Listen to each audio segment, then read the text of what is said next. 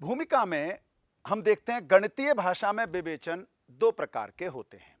पहला आगमनात्मक विवेचन यानी इंडक्टिव डेलिब्रेशन और दूसरा निगमनात्मक विवेचन यानी डिडक्टिव डेलिब्रेशन। अब इन दोनों में ये दोनों ही अध्याय कक्षा 11 में हम पढ़ते हैं। मैथमेटिकल इंडक्शन के तौर पर पढ़ते हैं तो कहीं मैथमेटिकल रीजनिंग के तौर पर पढ़ते हैं। यहां कुछ तथ्य यानी मूलभूत निगमनात्मक विवेचनों पर हम चर्चा करेंगे। कथन स्टेटमेंट। गणितीय विवेचन की मौलिक इकाई गणितीय कथन होती है, स्टेटमेंट होती है। अब इस स्टेटमेंट का मतलब क्या है, कथन को कहना क्या चाहते हैं, तो हम कुछ वाक्य देखते हैं। पहला वाक्य, सन 2003 में भारत की राष्ट्रपति एक महिला थी। 2003 में महिला तो नहीं थी, इसका मतलब यह तो असत्य हो गया। किसी हाथी का भार एक सामान्य मनुष्य के भार से अधिक होता है। हां, यह बिल्कुल ठीक है, क्योंकि एक सामान्य मनुष्य के वजन से एक हाथी का वजन अधिक होता है। हमने दो वाक्य देखे। इन दो वाक्यों में एक ऐसा वाक्य है जिसे सभी कहेंगे कि यह सत्य है, एक ऐसा वाक्य जिसे सभी कहेंगे कि यह असत्य है। तीसरा वाक्य देखते हैं, महिलाएं पुरुषों से अधिक बुद्धिमान होती हैं। यहां पर डिबेट शुरू हो जाएगी, वाद विवाद शुरू होगा, चर्चाएं शुरू होंगी। कुछ सहमत होंगे, कुछ असहमत होंगे।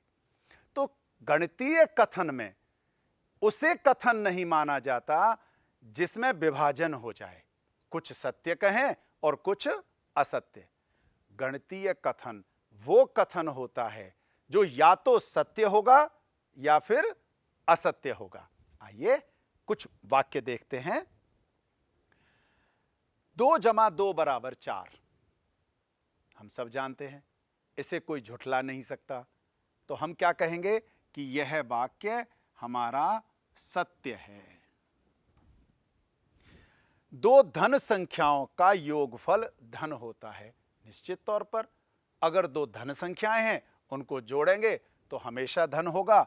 इसका मतलब यह वाक्य भी सत्य हो गया। लेकिन सभी अभाज्य संख्याएं विषम संख्याएं होती हैं। यहां अगर हम ध्यान करें तो पहली अभाज्य संख्या ही सम संख्या होती है, अर्थात 2 सम संख्या भी है और अभाज्य संख्या भी है। इसका मतलब सभी अभाज्य संख्याएं तो विषम संख्याएं नहीं होती। इसे अगर कोई भी पढ़ेगा तो वो कहेगा कि यह तो असत्य है। चौथा वाक्य अगर हम देखें, x और y का योगफल 0 से अधिक होता है। यह कैसे कह सकते हैं? हमें तो यह भी नहीं पता कि x और y क्या है।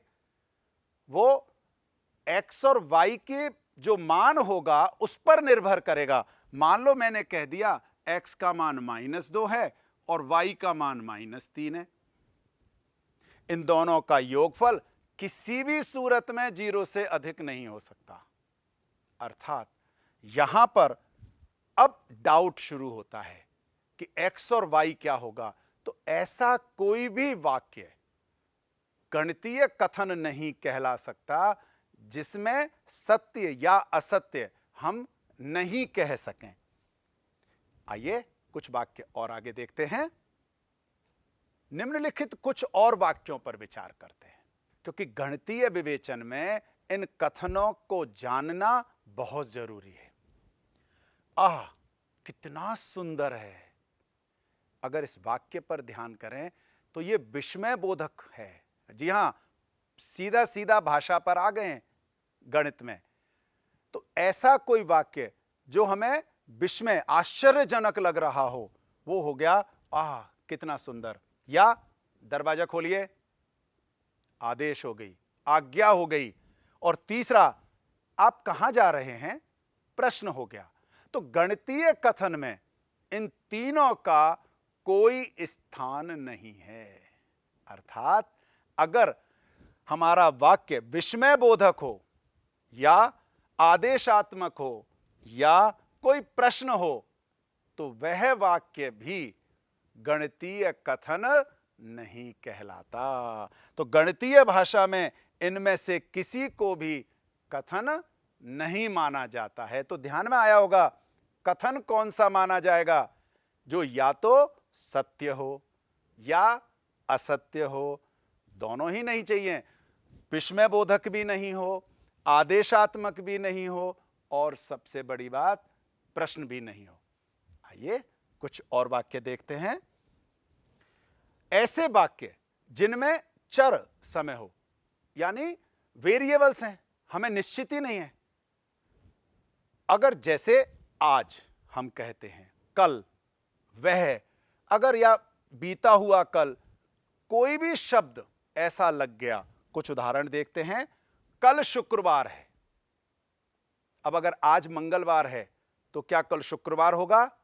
बिल्कुल नहीं, उसके लिए तो आज बृहस्पतिवार होना जरूरी है। वह गणित का ग्रेजुएट है, स्नातक है। अब वह कौन? वहां दो चार हैं, हम कैसे कह सकते हैं कि हम किसके बारे में बात कर रहे हैं? कश्मीर यहां से बहुत दूर है। यहां यानी हो सकता है आप जम्मू से बात कर रहे हो सकता है आप दिल्ली से बात कर रहे हो, कहां से बात कर रहे हैं? तो ऐसे कोई भी शब्द जिससे हमें यह कहना मुश्किल हो जाए कि वह वाक्य कहां से शुरू है, उसका मूल ओरिजिन कहां है, वे सभी वाक्य गणितीय कथन नहीं कहलाते। लेकिन एक विशेष वाक्य पर गौर करते हैं कि एक महीने में 40 दिन होते हैं। अगर ध्यान से देखें तो इसमें भी एक माह कहा है। हमें क्या पता कि जनवरी कहा है, फरवरी कहा है या मार्च कहा है, कौन से महीने की बात कर रहे हैं? तो कभी कभी शक होता है, क्या इसे भी कथन नहीं माने? नहीं, इसे कथन मानेंगे। क्यों मानेंगे? क्योंकि यह दिन विशेष है। किसी भी महीने में 40 दिन नहीं होते। तो इसका मतलब 12 महीनों में से किसी भी महीने की बात हो, यहां कोई भी महीना 40 दिन का नहीं होता, इसलिए यह कथन है। हां, यह अलग बात है कि यह कथन असत्य है, लेकिन कथन तो है यहां पर। तो इस तरह से ऐसा कोई भी वाक्य जिसमें अनिश्चित समय हो, वह भी गणितीय कथन नहीं कहलाता।